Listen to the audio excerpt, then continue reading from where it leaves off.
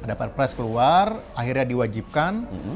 Ketika sebuah permen baru ditekan, punya tenggat waktu 2 tahun untuk diimplementasikan. Makanya baru 2026 ini kan tahun 2024 ya, mulai terjadi enforcement. Steam, yuk adopsi, Google Play yuk adopsi, Apple yuk adopsi gitu. Makanya terjadinya baru sekarang-sekarang ini.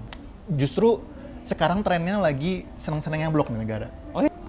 Regulasi itu pasti adalah proses tarik-menarik antara dua kepentingan yang berbeda. Kok IGRS kita tidak se-liberal yang di luar? Karena ini regulasi kita bikinnya bareng-bareng. Publisher game itu mau bikin game versi untuk Indonesia doang. Demi bisa dapat IGRS terus ngilangin part itu atau ngedit build-nya, memang mereka mau gitu kan.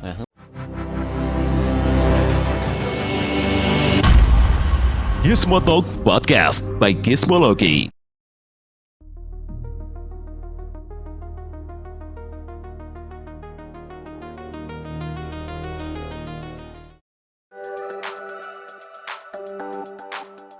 Halo Gizmo Friends, kembali lagi di Gizmo Talk bersama saya Pradipta Nugrahanto atau kalian bisa panggil saya dengan Dipta. Dan kalau kalian lihat thumbnailnya, mungkin ada tidak asing sama sosoknya atau lebih penasaran sama isunya nih. Ini jadi isu yang ini ya, menggemparkan jagat teknologi Indonesia, khususnya buat para gamer. Dan buat yang belum kenal sama tamunya, berarti kalian belum nonton yang Gizmo Talk kapan itu gitu ya. Silahkan cek-cek lagi, ada Mardisa Seminta dari Arsenesi dan juga ex Asosiasi Game Indonesia. Yes. Nah, pokoknya dulu dia orang penting lah di asosiasi itu gitu. Dulu. Sekarang juga masih penting ya, seperti ini di ekosistem game maksudnya. Makanya kita ketika isu ini mencuat, langsung nama yang pertama kali muncul, wah ini kayaknya muncul dari kebijakan. Tapi apa kabar ya? Baik kita. Alhamdulillah ya. Oke, jadi gini, ini isu yang bergulir pas kita lagi libur panjang ya, long weekend. Gitu ya. Tapi kan sebenarnya mungkin buat Gizmo Friends yang penasaran juga, ini kan IGRS ini sebenarnya bukan barang baru ya. Bukan. Alias sudah ada dari 1 dekade lalu ya. 2016 disahkan ya. Iya kan? Benar kan? 1 dekade lalu pas banget tahun ini kan. Waktu dulu lu udah di AGI kan? 2016 lu udah di AGI kan? 2016 gue udah di AGI, baru masuk AGI. Baru masuk. Ngelihatnya dulu gimana? Waktu dulu ada kebijakan ini dari kacamata game dev dulu deh waktu itu. Nah kan kalau gue pribadi kan bikin studio game 2011 ya. 2011, kemudian AGI itu ada 2013. Ko Andi, presiden pertamanya. Nah sebenarnya diskusi terkait IGRS itu udah ada dari sebelum 2016 dong. Ketika mau merumuskan, mau merancang segala macam. Nah yang menarik justru IGRS ini dorongannya, triggernya datangnya dari industri. Oh ya? Kalau sekarang kan kepikirannya IGRS itu buat melindungi konsumen kan. Dulu tuh case-nya justru dari industrinya. Kenapa? Karena ini gue lupa di tahun berapa dan di era siapa, sempat pernah ada kejadian game itu mau diharamkan. Lu inget nggak? Pernah ada, ini mau ada fatwa haram terkait game. Oh iya. Nanti boleh lah dikasih deh. Nanti coba cari ya, gue juga lupa itu tahun berapa yuk. Tapi itu kayaknya di bawah 2010-an deh. Lupa gue. Udah apa belasan awal ya? Belasan awal kayaknya. Pokoknya ada lah ya. Ada dan list game itu selalu itu gitu. Beberapa kali bergaung sih itu. Terus, list game itu juga ada kementerian yang membuat ini berapa belas game berbahaya, mengandung kekerasan, bla bla gitu. Oke, tapi yang isu diharamkan tadi berbeda dengan itu, kayaknya timeline-nya beda ya?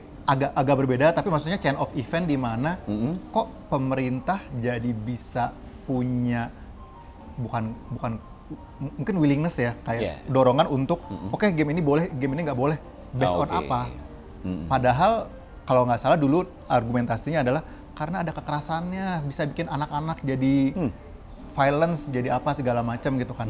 Padahal game yang dimaksud tersebut adalah game yang emang bukan untuk anak kecil. Concern mereka adalah ini kalau anak SD main ini nanti jadi gini-gini. Ini kan game bukan untuk anak-anak.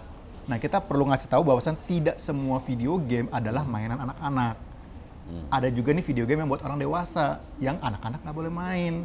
Nah kita tuh butuh kepastian hukum bahwasannya ini game kalau memang sudah dikasih label ini bukan untuk anak-anak, ketika ada kejadian nih anak-anak ini jadi berperilaku kasar setelah bermain game ini, bukan salah gamenya, salah orang tuanya.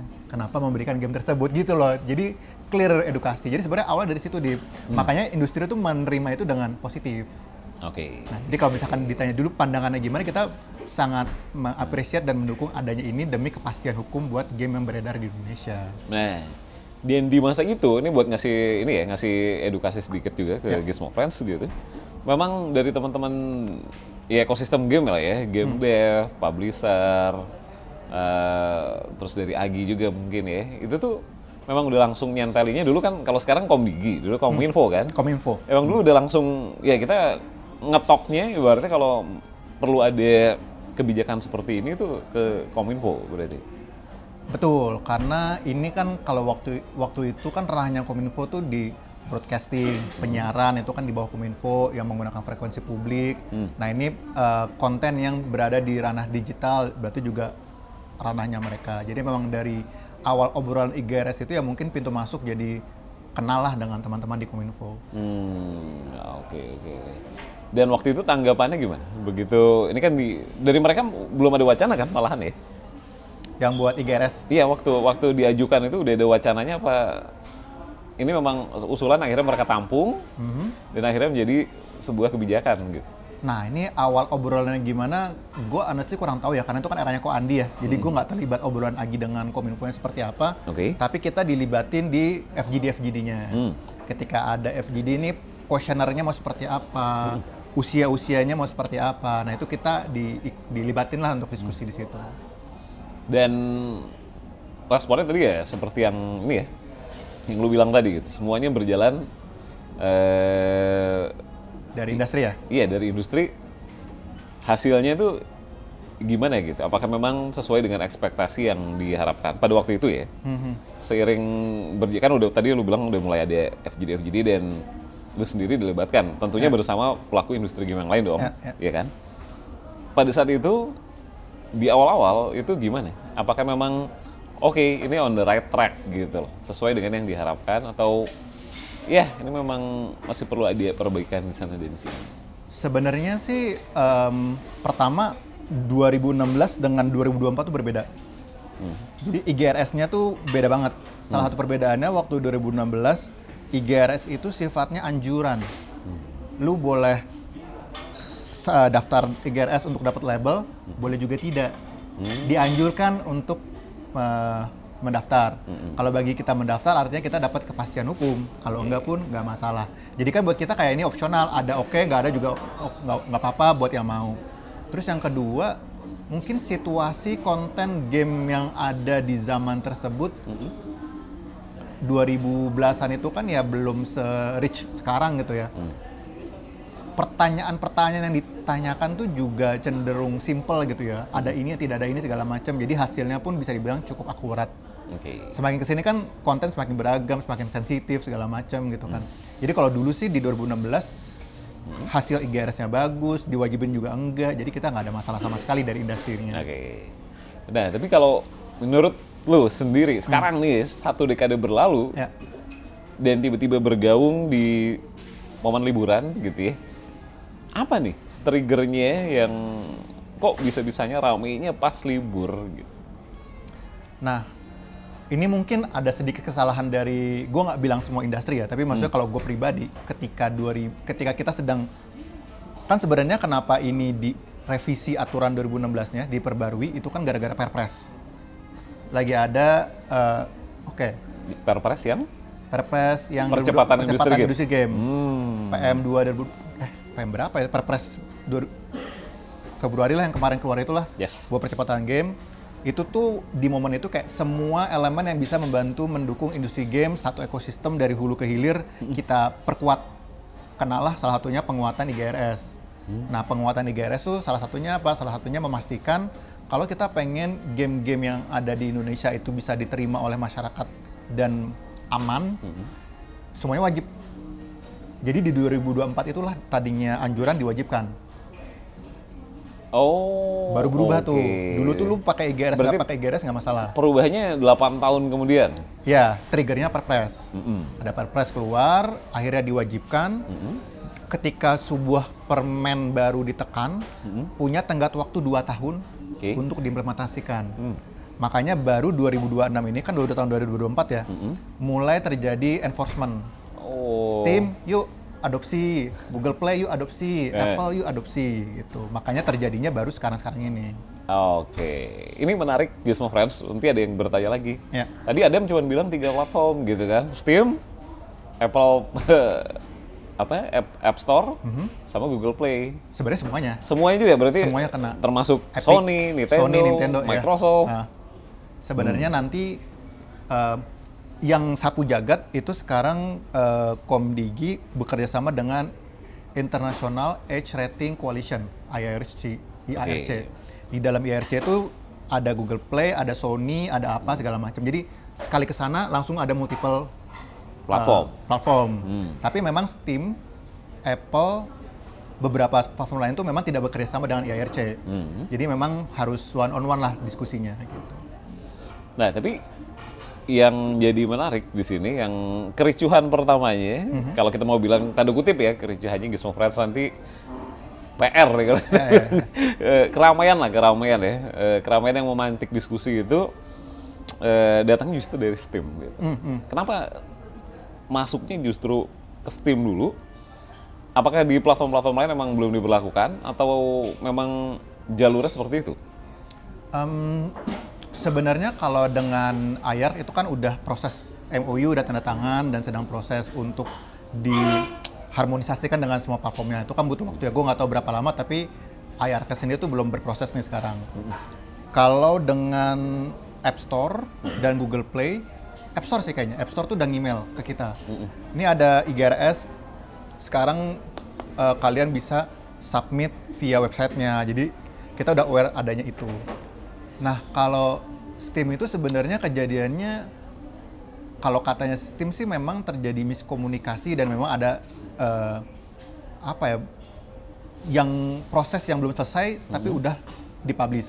Nah, ini kebetulan gue tahu ceritanya sebelum rame-rame, karena kan jadi gue emang lagi email-emailan nih sama Steam buat invite dia ke IGDX lah segala macam. Ini jauh sebelum itulah. Tahun ini juga?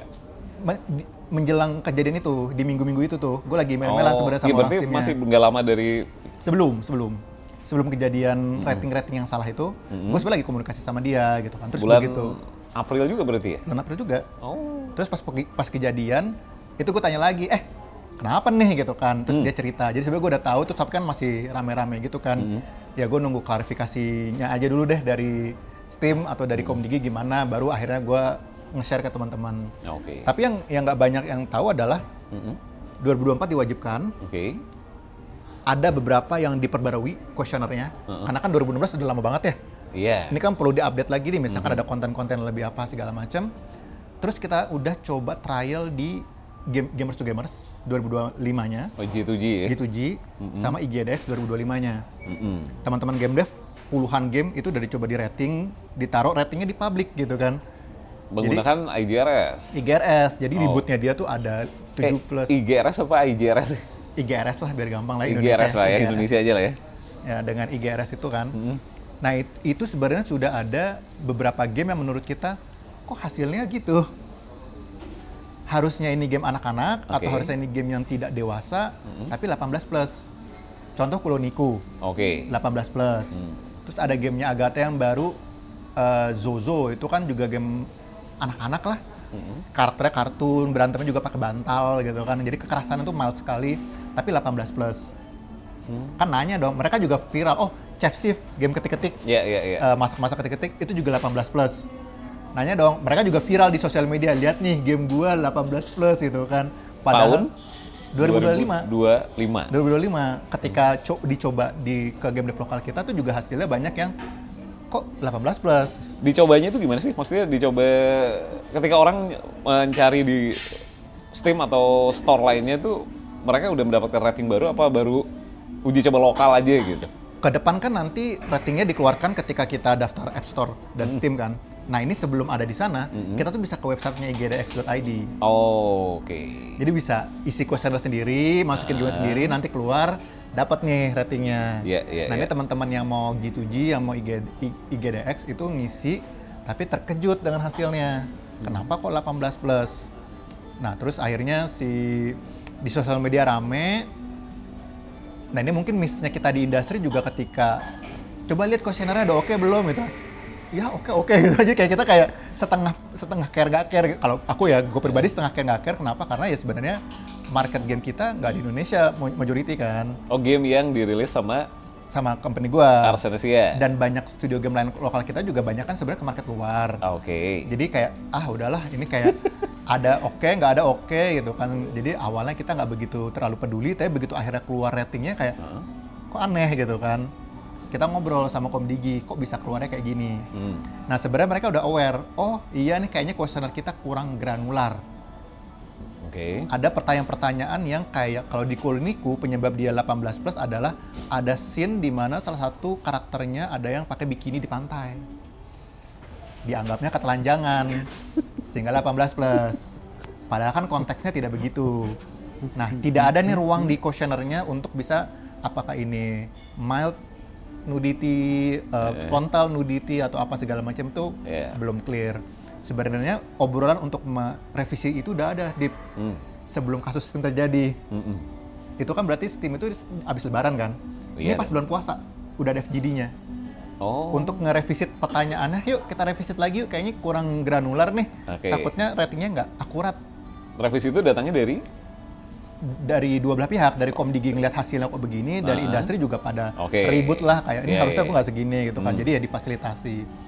Cuma memang namanya takdir ya, revisinya belum kelar, kejadian Steam keburu terjadi gitu. Jadi sebenarnya bukannya Komdigi tidak mau melakukan itu, sedang, tapi ya memang timingnya aja sih mungkin nggak pas. Oke. Tapi ini pertanyaan yang mungkin agak ini juga ya. Kok di platform lain tidak sampai segitunya gitu? Apa di platform lain belum diintegrasikan sistemnya? Apa kebetulan Steam aja yang apes gitu? Yang jelas kalau IARC itu memang prosesnya lebih panjang. Karena dia kan ada organisasi sendiri yang membawahi banyak platform gitu ya. Belum selesai nih proses antara IARC dengan platform-platformnya untuk mengintegrasikan IGRS. Di Apple, gue nggak tahu proses sampai mana, tapi mereka cuma sampai ngasih email, kalau game kamu mau dipublish di Indonesia harus punya IGRS. Nih isi, kasih websitenya. Jadi bukan ngisinya di App Store-nya Apple, enggak. Nah, Steam ini nih yang kayaknya kalau yang gue tahu ceritanya ya, itu tuh sebenarnya masih dalam proses memetakan kuesionernya IGRS dengan kuesioner Steam. Jadi kan tiap negara punya kuesioner nih. Apakah ada ketelanjangan di Cina nanya, di Korea nanya, di Jepang nanya. Yang punya badan ratingnya masing-masing. Kalau belum punya? Iya, nggak nanya. Oke. Jadi nggak butuh. Berarti kalau nggak punya, berarti kalau mau publish di negara tersebut nggak perlu rating, nggak apa-apa. Tapi kalau kayak Australia, Jerman, di Eropa, itu mereka punya badan ratingnya sendiri yang punya pertanyaannya sendiri-sendiri. Beberapa pertanyaan banyak yang sama. Ketelanjangan, drugs, kata-kata kosor, mutilasi darah, itu sama. Jadi itu Steam gampang. Oh ini sama nih pertanyaannya, gue tanyain yang sama aja. Bedanya mungkin kalau ada darah di Cina jadi 18 plus, di ASRB-nya US jadi 17 plus, dia metainnya ke sana. Tapi kadang ada pertanyaan yang spesifik untuk tiap negara. Contoh Jerman, nggak boleh ada logo apa sih yang ini apa ya itu ya? Ya yang Nazi ya? Nazi gitu, itu nggak boleh. Jadi dititipin pertanyaan, apakah ada logo Nazinya atau tidak. Nanti ada negara-negara lain yang punya sensitivitas terhadap isu tertentu yang mau ditanyain, boleh taruh di situ. Jadi ada questionnaire bersama, ada tambahan-tambahan pertanyaannya. Nah ini lagi di mapping nih ke IGRS. Mappingnya belum selesai Pak. Lagi email-emailan nih, lagi ngobrolin, lagi sinkronisasi. Nah, kenapa sistem di statementnya bilang ada technical bug? Karena ini harusnya belum di roll out ke publik. Seharusnya kayak tadinya yang gue dengar ceritanya adalah mereka mau ngasih sampel beberapa puluh game. Ini kalau kita pakai simulasi translasi dari pertanyaan Steam ke IGRS jadinya kayak gini, tolong dicek dong dari Komdigi udah sesuai atau belum. Baru sampai tahap situ. Bugnya adalah loh kok ke roll out ke publik, feeling gue sih kayak gitu. Makanya Steam-nya minta maaf juga. Iya. Karena orang nggak ada yang percaya sama Komdigi waktu dibilang ini sebenarnya bukan salah kita. Nggak mungkin masa Gaben berbohong gitu. Ya Lord tidak ini ya. Kalau di antara dua institusi itu ya netizen sangat dipahami gitu ininya. Tapi sempat reda isunya, tapi dari beberapa pelaku industri itu juga tetap, ayo jangan berhenti menyuarakan, karena nanti PR besarnya adalah bisa jadi ada pemblokiran, ya kan? Karena pemblokiran ini sebenarnya bukan yang pertama ya. Ada game, bukan, kalau nggak salah waktu 2000 berapa gitu ya, Mortal Kombat 10 apa ya? Yang akhirnya nggak jadi, iklannya udah masuk ke Indonesia, ada di salah satu mall besar, terus akhirnya gamenya nggak bisa dijual di... Oh ya? Ada. Ada, dan itu sempat ramai juga. Oh ya. Ada lah, pokoknya sempat ramai, Mortal Kombat 10 kayaknya, atau 11. Antar-antar itulah detailnya lupa juga, tapi pokoknya iklannya udah sampai beredar secara masif. Nggak, ya masif lah ya, orang di layar besar gitu. Dan akhirnya gamenya nggak jadi masuk. Entah waktu itu karena IGRS sendiri belum udah ada gitu, jelas itu di atas 2016, cuman penyebab nggak masuknya apakah pemberlakuan IGRS kayaknya bukan itu deh. Oh ya? Kayaknya gue lupa. Nanti coba dicari ya. Coba deh, ntar kita atau mungkin ada Gizmo Friends yang tahu, tulis di kolom komen ya. Gitu ya, atau pengalaman juga lah nyari gamenya jadi nggak bisa. Sampai sekarang soalnya nggak bisa dibeli. Gitu. Nah, yang dikhawatirkan ini kan nanti kan ya banyak sekali, kita tentu saja tahu gitu ya, kita sama-sama menunggu GTA 6 yang sudah dipending lagi dan banyak judul-judul game lain yang pastinya inilah ya sudah tidak sabar untuk kita mainin gitu. Tapi gimana dari kacamata lu gimana? Nah, ini yang perlu kita luruskan bersama ya, karena narasi di masyarakat kan sudah tercampur dengan banyak opini gitu ya. Yang pertama, semenjak awal mula IGRS diinisiasikan di 2016 dan diperbarui di 2024, satu yang kita jaga di industri adalah IGRS bukan lembaga sensor. Tidak boleh menjadi lembaga sensor dan tidak boleh memblokir. Itu kewenangan yang tidak kita pernah sematkan baik dari sisi Komdigi maupun industri ke dalam peraturan tersebut. Dan sampai sekarang juga masih sekarang juga tidak ada bunyinya seperti itu. Makanya statement di Steam itu agak kurang tepat ketika ada tulisannya RC, ada tulisannya kan not fit for distribution kalau di penjelasannya Steam. Itu di peraturan menterinya tidak ada istilah seperti itu. Berarti not fit for distribution itu datangnya dari Steam. Karena di negara-negara lain RC adalah not fit for distribution. Di kita belum ke sana. Memang nanti jadinya ada aturan game tersebut tidak boleh dipublish di Indonesia, dirilis di Indonesia. Ya mungkin ada seperti itu, tapi bukan ada kalimatnya harus diblokir, harus dilarang gitu. Tapi kan memang itu jadinya orang pasti mikirnya, RC diblok, fine. Karena di semua negara kayak gitu, menurut gua nggak masalah. Jadi yang perlu kita solve adalah, karena ini pengen jadi lembaga untuk mengklasifikasi, bukan untuk sensor, benda-benda yang nantinya masuk RC, reviews for classification, harus yang benar-benar ekstrim konten yang emang dilarang secara hukum di Indonesia. Judol itu nggak boleh. Ya udah kita labelin RC. Adegan yang masuk ke undang-undang pornografi yang benar-benar nggak boleh sama undang-undang kita, itu masuk ke RC. Tapi yang sisanya kayak yang tadi ya partial nudity segala macam gitu ya, mungkin ada 18+, mungkin ada 21+. Nah ini yang lagi mau kita bukan jaga ya, tapi mau kita perbaiki lah. Sehingga yang nantinya game-game yang emang RC itu adalah game-game yang emang semua orang sepakat ini deh buat Indonesia kayaknya nggak cocok gitu. Karena undang-undangnya nggak bisa, karena hukumnya nggak bisa, jadi clear. Tapi kalau ngelihat pasar negara lain ya, kasus pemblokirannya kayaknya nggak sampai segitunya banget nggak sih? Nggak banyak lah ya judul-judul yang diblok di suatu negara. Justru sekarang trennya lagi senang-senangnya blok di negara. Betul. Tadinya kan Eropa punya PEGI. Jerman akhirnya punya badan rating sendiri. Australia juga sekarang punya badan rating sendiri. Dan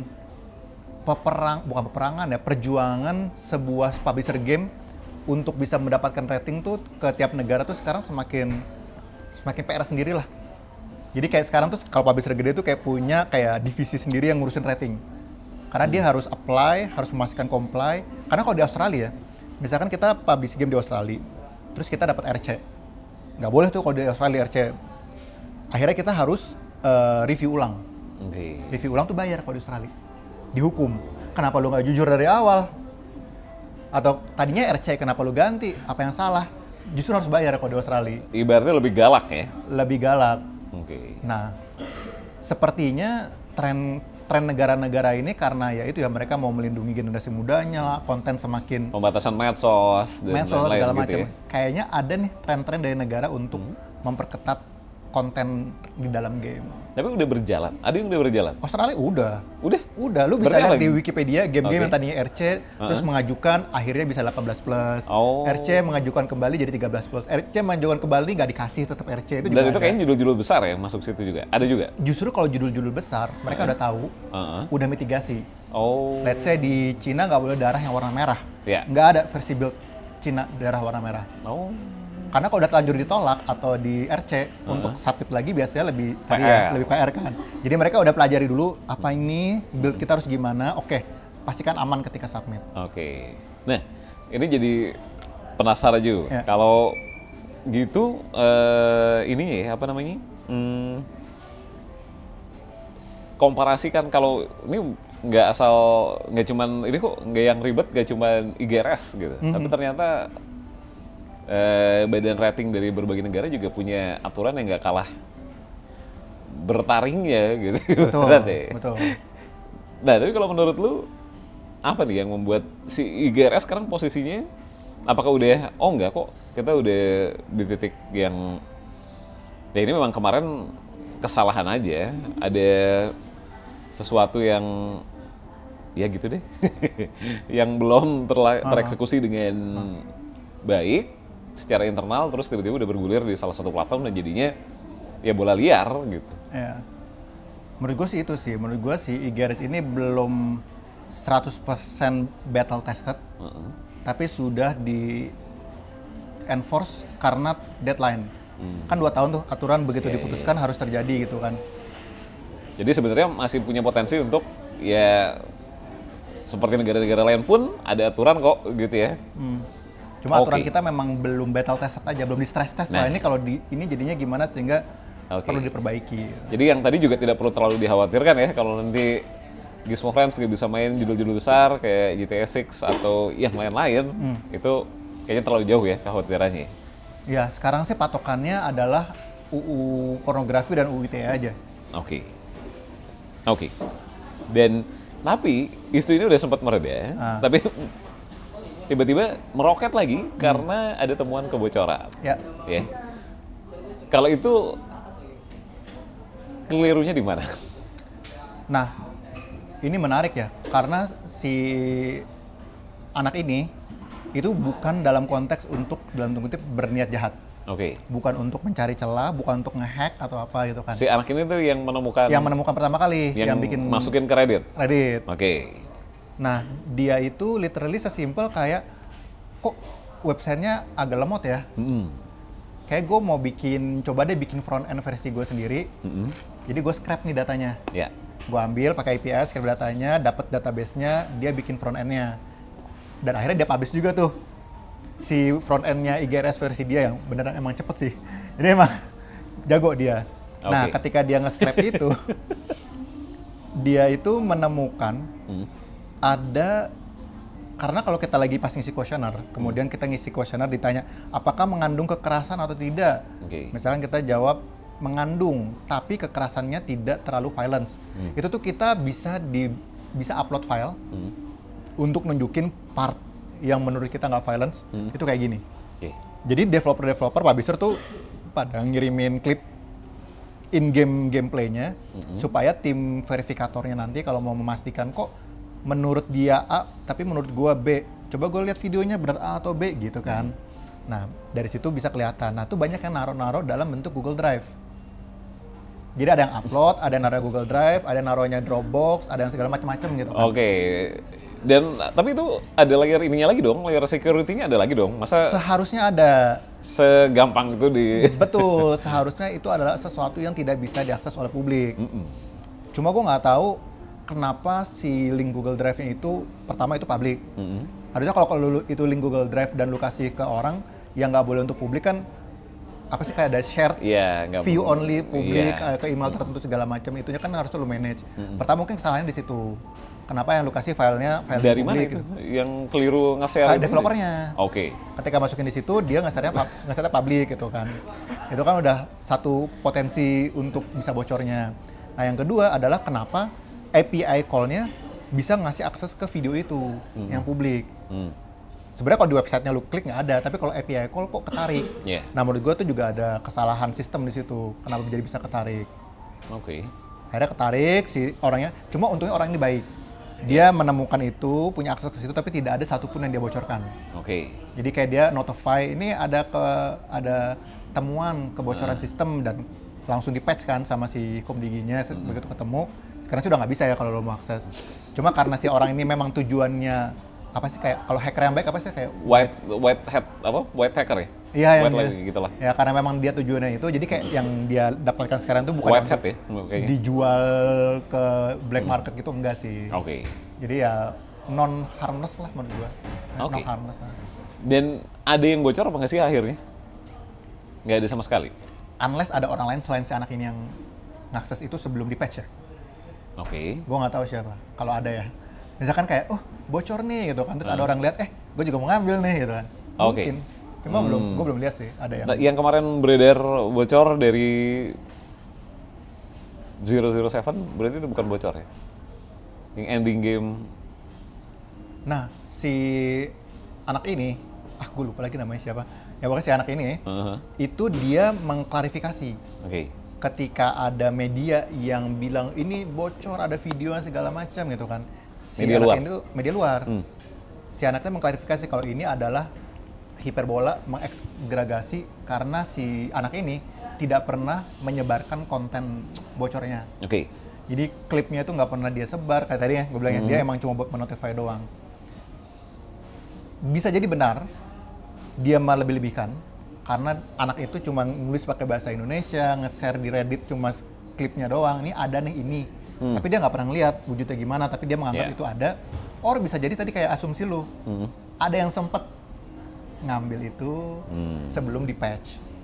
Tapi kalau ada yang sempet ngambil itu sebelum di patch, harusnya bendanya kita bisa akses nggak sih? Ya nggak sih, kayak misalnya ada di Reddit atau ada di Twitter segala macam kita bisa lihat. Nah, gue sampai sekarang belum pernah lihat sih wujud klipnya 007 itu. Tapi jadi kaitannya kan seolah-olah narasinya berubah menjadi ini gara-gara IGRS nih. IGRS jadi melebar ke kebocoran data yang ya gitu deh ya. Isu kebocoran data kan sebuah isu yang sensitif sekali kan. Sangat sensitif. Nah, makanya nih, apakah menurut lu ada unsur kesalahan IGRS atau ini memang murni kesalahan sistem yang di sananya aja gitu? Gue rasa sih problemnya lebih ke sistem ya. Ya memang kita kalaupun publik mau ngakses ke Google Drive itu nggak bisa, itu memang udah di-secure. Kalau kita login sebagai publisher atau developer yang bukan pemilik gamenya pun juga nggak bisa, itu juga secure. Yang gue tidak punya expertise adalah sebenarnya API call untuk manggil itu tuh segampang atau sesulit apa sih? Dan apakah, maksudnya kayak segampang di sini ada bisa gue ambil, atau sebenarnya ini harus gue kulik dulu baru ambil. Berarti kan kalau dikulik dulu tapi bisa diambil, ada keamanan yang kurang aman. Tapi kalau bisa diambil langsung, berarti kan tidak aman sama sekali. Nah, gue sebenarnya nggak tahu di level itunya selemah atau sekuat apa security-nya sehingga kok bisa dengan mudah diambil. Oke. Ya. Oke, mudah-mudahan ini drama terakhir ya. Nggak tahu lagi. Sudah dong, capek. Enggak.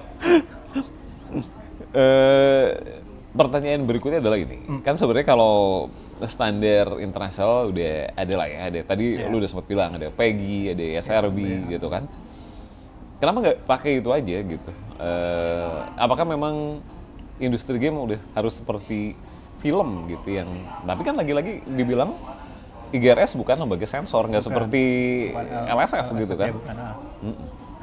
Sebenarnya di 2016 kita tuh patokan dari luar, dari SRB kita lihat, dari PEGI kita lihat, pertanyaan kita lihat. Makanya sebenarnya pertanyaan basicnya tuh mirip.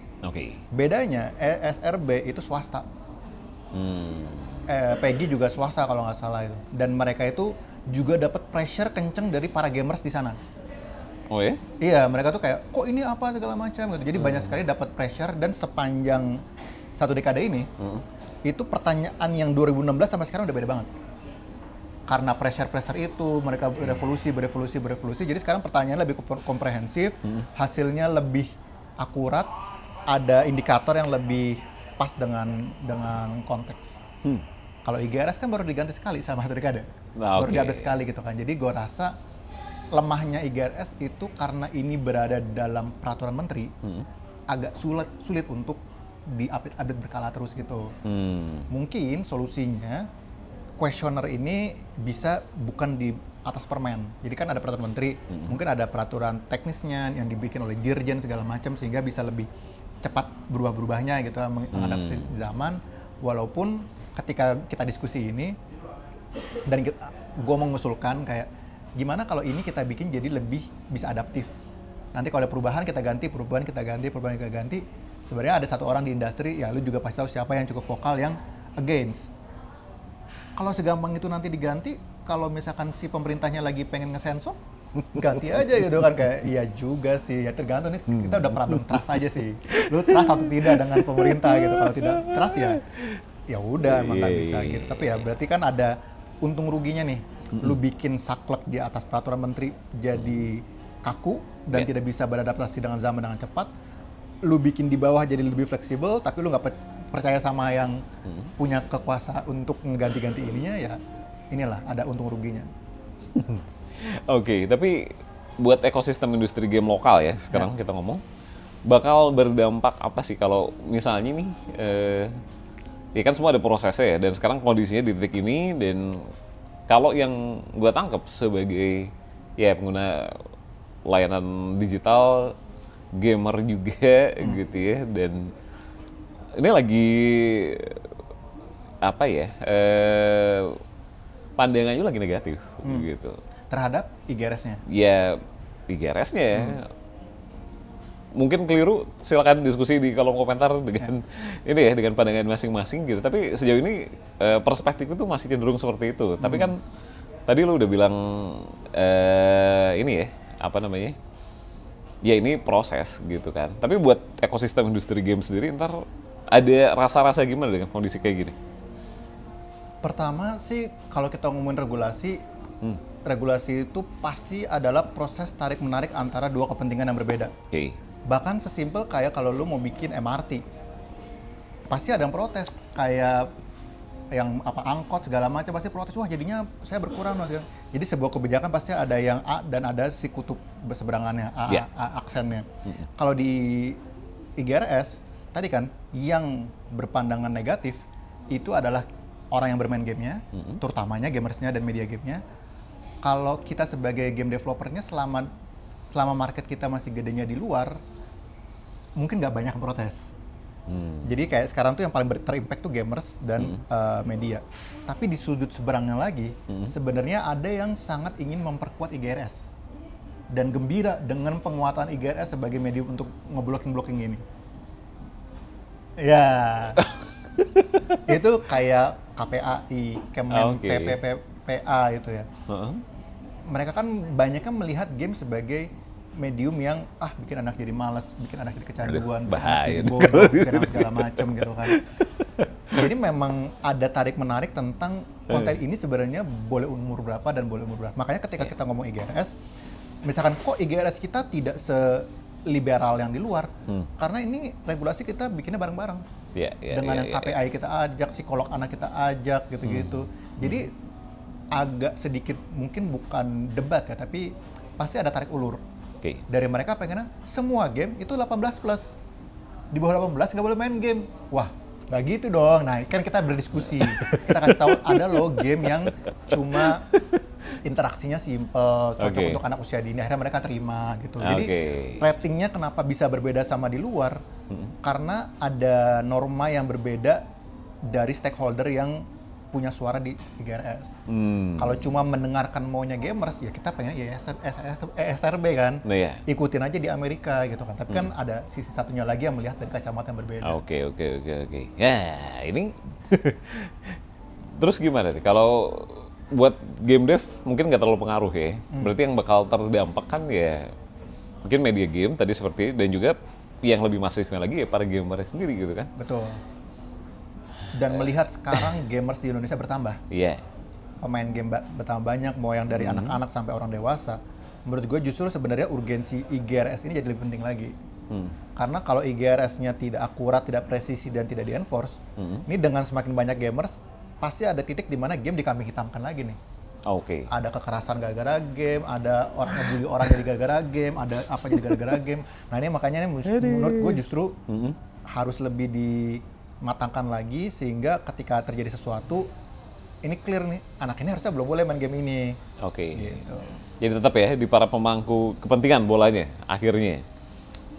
Iya sih, gue rasa ujung-ujungnya IGRS itu kalau berjalan dengan baik, yang terlindungi nggak hanya si konsumernya tapi industrinya juga. Oke. Nah untuk para gamernya sendiri gitu ya, saat ini gimana? Apa kalau mereka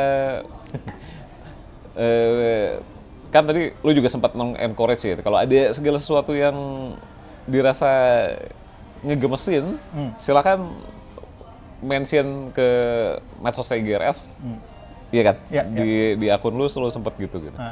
Itu tentu berlaku untuk para player juga dong. Gamers juga, media game juga, betul. Yeah. Ada satu isu yang sebenarnya cukup menarik dan gua rasa setiap orang punya jawaban berbeda-beda.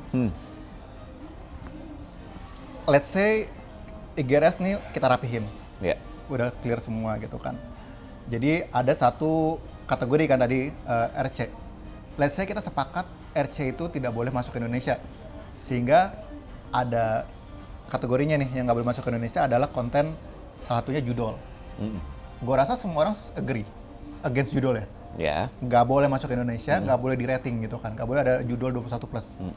Cuma ini ada satu nih yang gue dapat banyak DM juga dari teman-teman gamers. Gimana sama game kayak Witcher 3, kayak Cyberpunk, yang kayak GTA yang ada atau GTA 6 ya, yang upcoming ada adegan pornografi, literally pornografi gitu kan. Nah sekarang gue balik pertanyaannya, mereka kan argumentasinya adalah emangnya publisher game itu mau bikin game versi untuk Indonesia doang demi bisa dapat IGRS terus ngilangin part itu atau ngedit build-nya, memang mereka mau gitu kan. Nah yang mereka nggak banyak yang aware, mereka udah punya build itu. Oh ya? Buat ke Cina harus begitu, buat ke Korea harus begitu, buat ke Australia sekarang harus begitu. Jadi sebenarnya bukan bikin build baru buat Indonesia, tapi milih build yang buat negara konservatif, sama milih build yang buat negara liberal. Jadi gue balikin pertanyaannya, kalau misalkan mereka akhirnya GTA 6 masuk ke Indonesia dengan build yang konservatif, lu masih protes nggak? Jadi yang lu cari itu bisa bermain game ini, atau bermain game ini dan konten pornografinya. Nah, kalau lu nggak masalah dengan censorship dan apa versi yang udah lebih di adjust buat negaranya, oke, nggak ada masalah dengan IGRS yang baru. Tapi kalau misalkan lu punya keinginan, gue pengen mainin versi telanjangnya, misalnya, pengennya kayak gitu. Nah, berarti yang lu tuju bukan ke game rating lagi. Protesnya adalah ke UU pornografinya. Gimana caranya game itu masuk ke dalam kategori art form. Nah kan kalau dalam art kayak patung, telanjang, kan nggak apa-apa kan, art form gitu kan. Nah bisa nggak game masuk ke art form? Nah itu udah diskusi di level undang-undang tuh, yang nggak hanya Komdigi tapi juga DPR. Nah perjuangannya berbeda, kalau emang mau diperjuangkan ke sana. Cuma rata-rata biasanya stop di, gue yang penting bisa main gamenya Dam, nggak harus adegan kelihatan yang frontal nggak apa-apa. Oh ya udah berarti nggak ada isu dengan IGRS ini nanti kemana? Ya rasanya iya ya. Kalau gue pribadi juga ini sih. Mau yang telanjang ya? Yang bilang bapak ada apa saya? Ya yang pasti bisa memainkan gamenya lah utamanya ya gitu, dan sedih banget sih soalnya ya, contohnya kayak si Mortal Kombat itu aja gitu, yang itu sampai nggak ngerti deh. Nanti kalau sekali lagi nggak ada sih, tapi ada kekerasan jelas, kekerasan mungkin ada gitu ya. Tapi itu aja udah satu contoh yang, waduh gimana nih jadi susah. Nanti kita gitu coba adukan game tersebut dengan IGRS yang baru ya. Kalau emang bisa dapat rating berarti harusnya nggak boleh di blok kan. Oke. Kalau gitu itu ya insight soal IGRS, bukan IGRS ya seperti tadi ada yang bilang IGRS ya lah. Walaupun kalau disingkat kepanjangannya kan Indonesia Game Rating System. Itu juga bahasa Inggris juga ya. Itu juga bahasa Inggris ya, gitu. IGRS ya. IGRS gitu. Oke. Mudah-mudahan jadi sesuatu yang menarik buat Gizmo Friends yang selama ini bingung gitu, ini gimana gitu. Dan kekhawatiran ini dan itu, tadi juga Adam udah ngasih insight. Tapi kalau masih belum puas, ya atau mau diskusi lebih lanjut sama Adam, boleh kemana nih? DM. Instagram boleh. Di @ardisas. Oke, dan pastikan juga untuk subscribe ke channel YouTube Gizmologi kalau kalian suka konten-konten seperti ini. Gizmo Talk tayang setiap hari Senin. Follow juga kita di media sosial Instagram di @gizmologi, gizmotalk.id, dan juga TikTok di @gizmologi untuk update yang lebih intens. Oke, kalau gitu kita pamit dulu ya.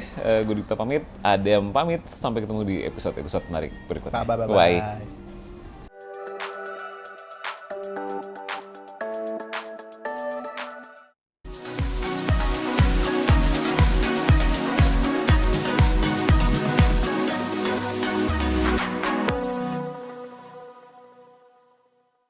Jadi ada kuesioner bersama, ada tambahan-tambahan pertanyaannya.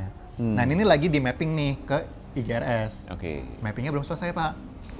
Lagi email-emailan nih, lagi ngobrolin, lagi sinkronisasi. Nah kenapa sistem di statementnya bilang ada technical bug? Karena ini harusnya belum di roll out ke publik.